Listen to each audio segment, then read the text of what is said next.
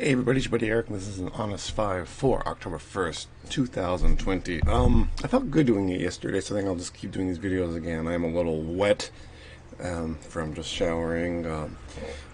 This long hair is a new thing for me, so I'm experiencing it and dealing with it, but whatever. But I actually felt really good making the video yesterday. I felt good talking and making it.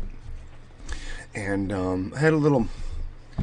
Calling it a revelation makes it sound smarter, greater than it actually is. But like, I don't have a bad habit, because I'm sure many creators, and I don't like that word, but content creators have this like little moment of panic where they're like, am I allowed to create? Should I be creating? Is it okay for me to create?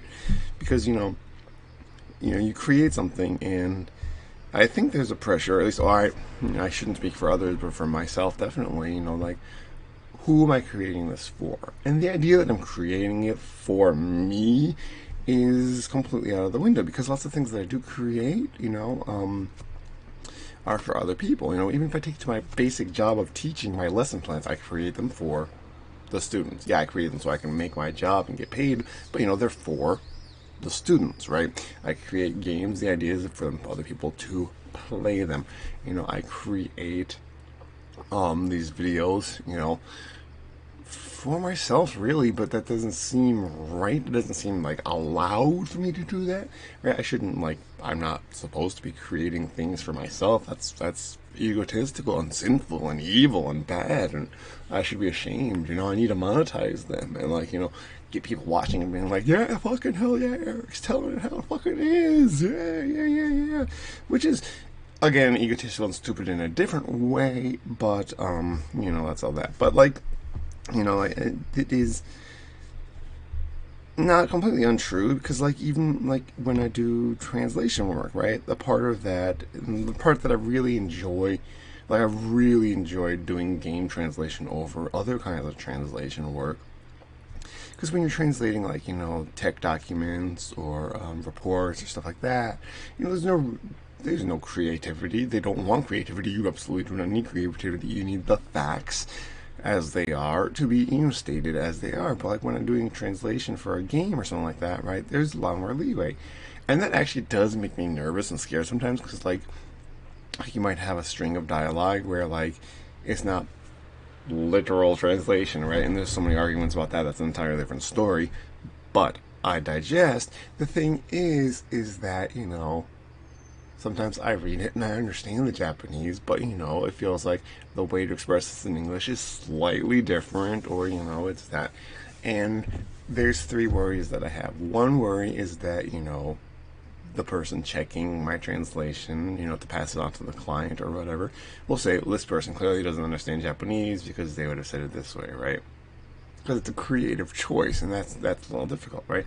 There's that. But that also goes to fears that my Japanese is bad, or that I don't understand Japanese, because there's still things I don't understand, but I'm human, so I have to accept that, which is difficult and hard. But I try to deal with it as best as I can.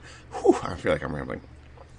But then there's the other hand of if a project gets out into the world and people's this isn't a literal translation, and we've seen how that goes. And most sane people, I would say, and I'm using sane, I shouldn't be using the word sane there, but most people who are reasonable, would say no, maybe that's not how I would have translated it, but this works, or this is actually a good translation, right? And doing it literally would be bad, whatever. But that's the thing, there's so many things.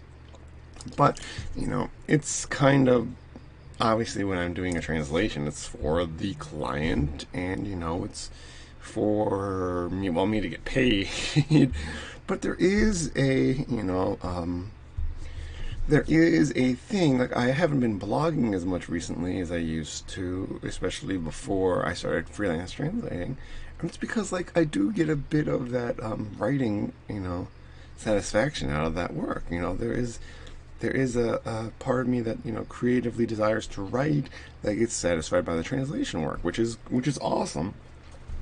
It's not fully, because it's obviously someone else's writing that I'm translating. I'm still writing, and I'm still taking it, and I'm expressing it in the words that I find best. And I do like that, and this thing like that. And these videos are another outlet for me to create, and that feels selfish to say, but at the same time, like, I like doing it, so why don't I do it?